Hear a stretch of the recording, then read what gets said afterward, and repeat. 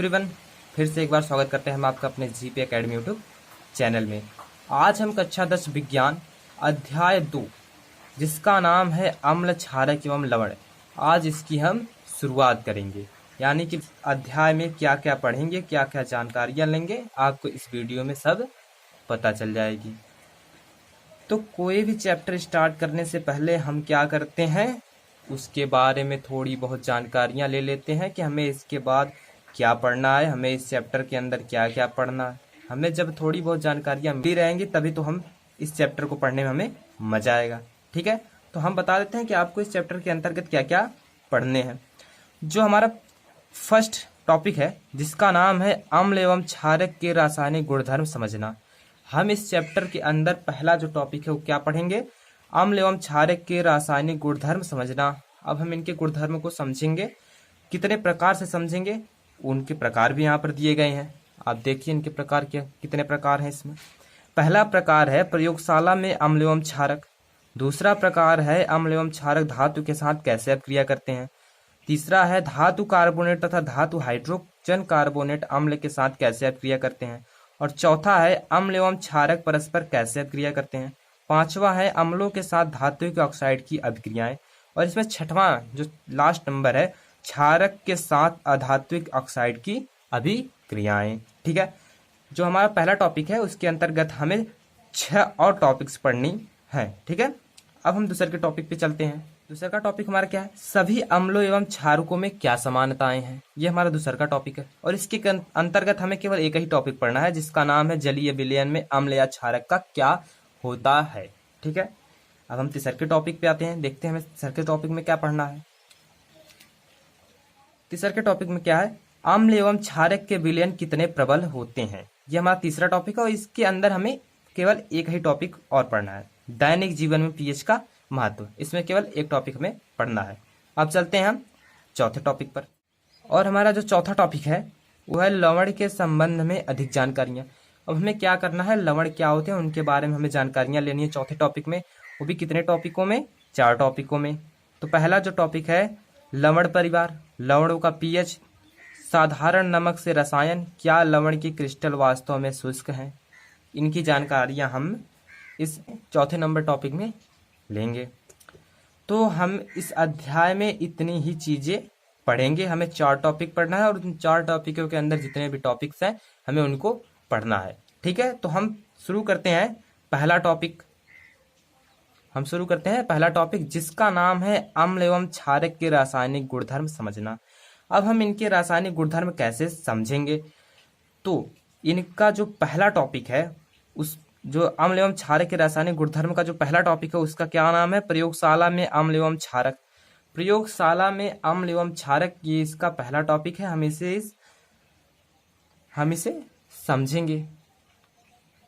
ठीक है, तो इसमें लिखा क्या गया है, विज्ञान के प्रयोगशाला से हाइड्रोक्लोरिक अम्ल, सल्फ्यूरिक अम्ल, नाइट्रिक अम्ल, एसिटिक अम्ल, सोडियम हाइड्रोक्साइड, कैल्शियम हाइड्रोक्साइड एवं अमोनिया हाइड्रोक्साइड के विलयन के नमूने एकत्र कीजिए। इसमें आपको पहला क्या काम करना है, आपको जाना है प्रयोगशाला में, यानी कि अपने लैब में जाना है। वहां से क्या क्या आपको लेना है, हाइड्रोक्लोरिक अम्ल ले लीजिए, सल्फ्यूरिक अम्ल और नाइट्रिक अम्ल, एसिटिक अम्ल, सोडियम हाइड्रोक्साइड, कैल्शियम हाइड्रोक्साइड एवं अमोनिया हाइड्रोक्साइड के विलयन के नमूने आप क्या करना है, इन्हें एकत्र करना है।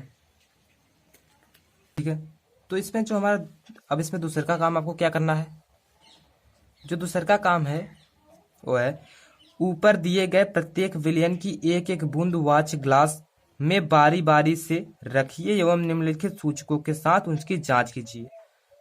तो अब हमें क्या करना है, जो ऊपर विलयन दिए गए हैं उनको, उनका एक एक बूंद हमें वाच ग्लास, यानी कि जो घड़ी के शीशे नहीं होते उसी टाइप्स जो होते हैं उन्हीं में हमें बारी बारी से क्या करना है, रख लेना है। ठीक है, हम तो अब रख लिए, अब उनको क्या करना है, चेक करना है। किससे चेक करेंगे, आइए हम तीसरे के टॉपिक में देखते हैं क्या लिखा है। तीसरे टॉपिक में क्या है कि लाल लिटमस पेपर, नीले लिटमस पेपर, फिनाफ्थलीन एवं मेथिल ऑरेंज विलयन के साथ लिए गए विलयन के रंग में क्या परिवर्तन होते हैं। अब आपको क्या करना है, इन सभी सूचकों को आपको ले लेना है और लेकर के जो आपको ऊपर दिए गए हैं अम्ल एवं क्षारक, उनकी क्या करनी है, टेस्टिंग करनी है। रंग में परिवर्तन के द्वारा यह सूचक हमें बताते हैं कि कोई पदार्थ अम्ल है या क्षारक। कुछ ऐसे पदार्थ होते हैं जिनका गंध अम्लीय या क्षारकीय माध्यम में भिन्न भिन्न होती है, उन्हें गंधीय सूचक कहते हैं। ठीक है, अब हम आगे चलते हैं। हमारा उसी का जो दूसरा टॉपिक है जिसका नाम है अम्ल एवं क्षारक धातु के साथ कैसे अपक्रिया करते हैं। ठीक है, तो जो इसमें हमारा पहला टॉपिक है उसमें क्या है, आपको क्या कैसे चेक करना है। तो आपको क्या करना है, एक परख नली में लगभग 5 ml तन सल्फ्यूरिक अम्ल लीजिए एवं उसमें दानेदार जिंक के टुकड़े डालिए। आपको क्या करना है, 5 ml तन सल्फ्यूरिक अम्ल ले लेना है और उसमें क्या करना है, एक मतलब उसमें दानेदार जिंक के क्या करना है, टुकड़े डाल देना है आपको। ठीक है, दानेदार जिंक के टुकड़ों की सतह पर आप क्या देखेंगे, आपको जो ऊपर फिगर है आपको उसमें दिख रहा होगा, आपको फिगर में दिख रहा होगा कि जब आप दानेदार जिंक के टुकड़ों की सतह पर आप क्या देखेंगे।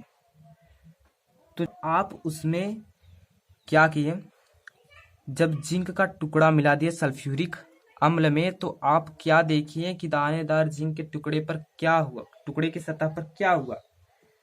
आप देखोगे कि गैस के बुलबुले निकल रहे हैं, जैसे आपको फिगर में दिख रहा है। ठीक है, गैस के क्या होंगे, बुलबुले निकलते दिखाई देंगे आपको। उत्सर्जित गैस को साबुन के विलयन में प्रवाहित कीजिए। अब आपको क्या करना है, साबुन का विलयन बना लीजिएगा, उसमें आपको क्या करना है, उस गैस को प्रवाहित कर दीजिएगा। साबुन के विलयन में बुलबुले क्यों बनती हैं, अब आपको ये भी पता करना है कि साबुन के विलयन में बुलबुले क्यों बनती हैं। क्योंकि भैया जो ये दानेदार टुकड़े की जो सतह पर हमें गैस दिखाई दे रही थी, वो कौन सी गैस थी, हाइड्रोजन गैस थी। जब हम हाइड्रोजन गैस को क्या करेंगे, विलयन है, जब हम उसमें उसको उतारेंगे तो क्या करेगा, बुलबुला बन के ऊपर उठने लगेगा। ठीक है, जलती हुई मोमबत्ती को गैस वाले बुलबुले के पास ले जाइए। अब आप क्या करिए, एक मोमबत्ती जलाइए, जैसे आपको फिगर में दिख रहा है। उस मोमबत्ती को आप कहाँ ले जाइए, जो बुलबुले उठ रहे हैं ऊपर, उन्हें उनके पास ले जाइए आप।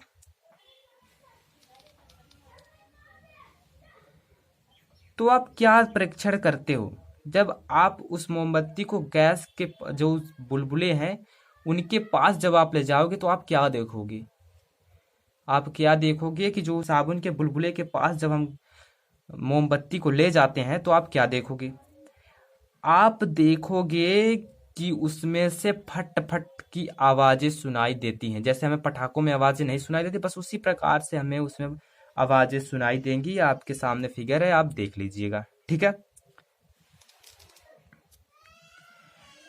ध्यान दीजिए कि ऊपर दी गई अपक्रियाओं में धातु अम्लों से हाइड्रोजन परमाणुओं का हाइड्रोजन गैस के रूप में विस्थापित करती हैं और एक यौगिक बनाती है जिसे लवण कहते हैं। अम्ल के साथ धातुओं की अपक्रिया को इस प्रकार व्यक्त करते हैं। नीचे हम कुछ समीकरण के रूप में लिखे हैं, उन्हें हम देखते हैं। ठीक, अम्ल प्लस धातु, हमें क्या मिला है उसमें, अम्ल हाइड्रोक्लोरिक एसिड, सल्फ्यूरिक एसिड मिला है उसमें हमने, और उसमें हमने क्या मिक्स किया, धातु जेडेन। जेडेन जो हमारा जिंक होता है वो होता है धातु। अगर आप पीरियोडिक टेबल में देखेंगे तो जिंक जो हमारा होता है वो क्या होता है, मेटल होता है। ठीक है, जो जिंक हमारा है मेटल है। ठीक, जब हमने अम्ल और धातु को एक साथ मिक्स किया तो क्या बन गया, लवण प्लस हाइड्रोजन गैस उसमें से निष्कासन होने लगी। ठीक है, तो हम इसे रासायनिक समीकरण में देख लिया, ले लिया, एक क्षारक ले लिया।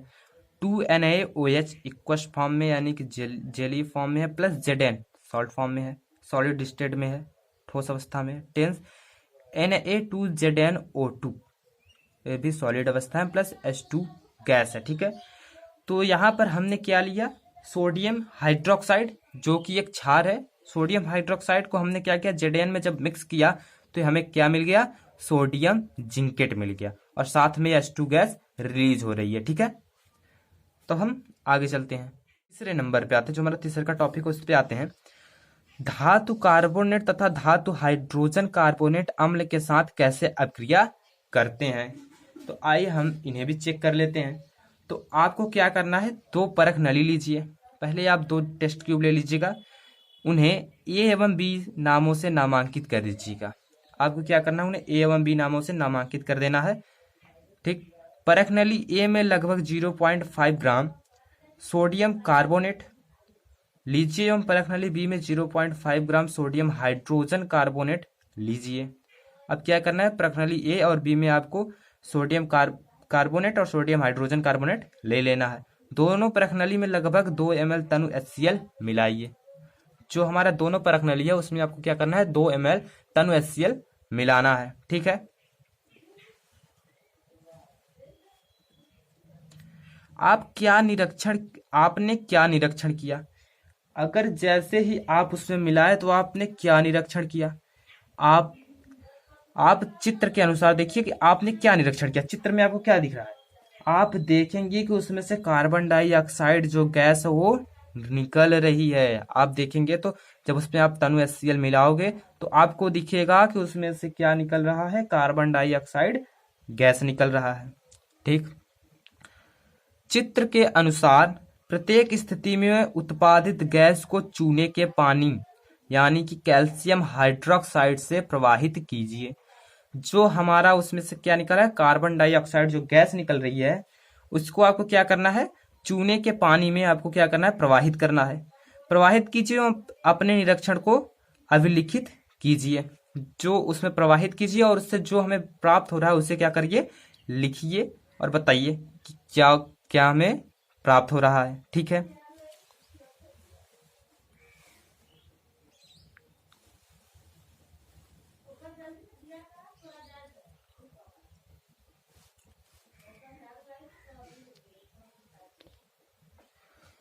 उपयुक्त क्रियाकलाप में होने वाली अभिक्रियाओं को इस प्रकार लिखा जा सकता है।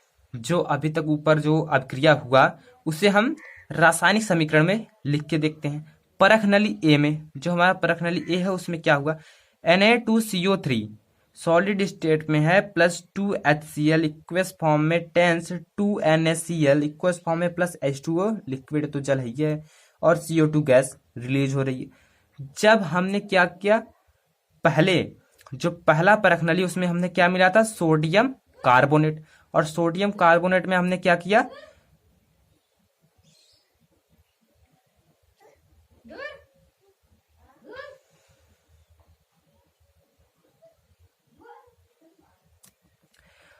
और सोडियम कार्बोनेट में हमने क्या किया, HCl यानी कि तनु HCl हाइड्रोक्लोरिक एसिड हमने इसमें मिला दिया और उससे हमें क्या मिला, सोडियम क्लोराइड मिला और जल, और साथ में क्या हुआ, जो कार्बन डाइऑक्साइड गैस हो क्या हुआ, रिलीज हुआ। ठीक है।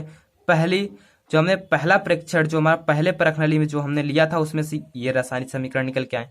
ठीक है। अब दूसरे के वाले में देख लेते हैं। परख नली बी में हमने क्या मिलाया, सोडियम हाइड्रोजन कार्बोनेट NaHCO3 मिलाया प्लस HCl हाइड्रोक्लोरिक एसिड मिलाया टेंस NaCl। जब ये आपस में रिएक्ट किए तो क्या बनाए, NaCl बनाए, सोडियम क्लोराइड बनाए प्लस H2O यानी जल निकाले। उसके बाद इसमें से क्या हुआ, CO2 गैस हमारा क्या हुआ, रिलीज हो गया। ठीक है। तो ये हमने क्या किया, परख नली 2 यानी कि हमने जो परीक्षण 2 किया था परख नली बी में हमें ये प्राप्त हुआ। तो अब देखते हैं जब हमने उसे चूने के पानी में प्रवाहित किया तो क्या हुआ, कार्बन डाइऑक्साइड को जब हमने चूने के पानी में प्रवाहित किया तो क्या हुआ, देखते हैं। उत्पादित कार्बन डाइऑक्साइड गैस को चूने के पानी में प्रवाहित करें।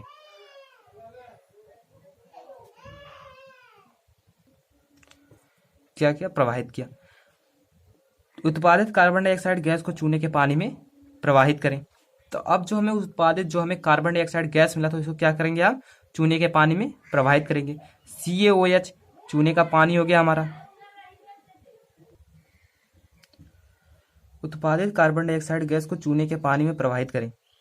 ठीक है। तो हमारा जो चूने का पानी हो क्या है, CaOH कैल्शियम हाइड्रोक्साइड जली फॉर्म में है plus CO2 gas.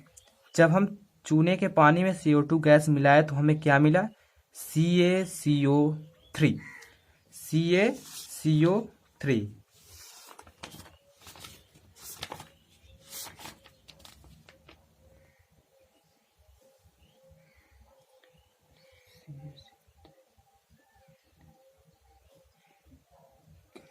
Carbonate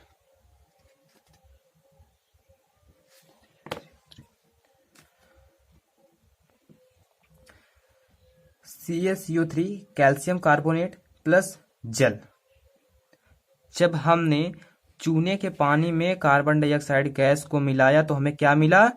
calcium carbonate और जल मिला, जो कि हमें कैल्शियम कार्बोनेट किस अवस्था में? श्वेत अवक्षेप में मिला। ठीक है। जैसे कि अत्यधिक मात्रा में कार्बन डाइऑक्साइड प्रवाहित करने पर निम्न अभिक्रिया होती है। अगर हम उसी स्थान पे अगर हम ज्यादा मात्रा में कार्बन डाइऑक्साइड प्रवाहित कर दे चूने के पानी में तो क्या होगा? उसका कैसा रिएक्शन होगा? आइए हम देखते हैं। CaCO3 कैल्शियम कार्बोनेट प्लस जल प्लस CO2 गैस टेंस CaHCO3। क्या क्या? कैल्शियम कार्बोनेट में जब ज्यादा कार्बन डाइऑक्साइड ज्यादा प्रवाहित कर दिया तो हमें क्या मिल गया? Calcium hydrogen carbonate. तो हमें क्या मिला? कैल्शियम हाइड्रोजन कार्बोनेट मिला और वो क्या हो गया? जल में विलयशील हो गया। चूना पत्थर, खड़िया एवं संगमरमर कैल्शियम कार्बोनेट के विविध रूप हैं, जो अभी हमने अगले समीकरण में जिसे हमने प्राप्त किया, जिससे जो हमारा उत्पाद हमें प्राप्त हुआ वो क्या है? चूना पत्थर, खड़िया एवं संगमरमर जो होते हैं वो उसी के विविध रूप है कैल्शियम कार्बोनेट के। ठीक है। सभी धातु कार्बोनेट एवं हाइड्रोजन कार्बोनेट अम्ल के साथ अक्रिया करके संगत लवण कार्बन डाइऑक्साइड एवं जल बनाते हैं। ठीक है। तो सभी धातु कार्बोनेट एवं हाइड्रोजन अम्ल के साथ कार्बोनेट एवं हाइड्रोजन कार्बोनेट अम्ल के साथ अक्रिया करके संगत लवण एवं कार्बन डाइऑक्साइड एवं जल का निर्माण करते हैं। ठीक है। आज की क्लास बस यहीं तक। अगर आपको वीडियो अच्छी लगे तो वीडियो को लाइक, सब्सक्राइब एंड शेयर करना ना भूलिएगा। हम मिलते हैं इसके नेक्स्ट क्लास में नेक्स्ट वीडियो के साथ। तब तक के लिए बाय बाय।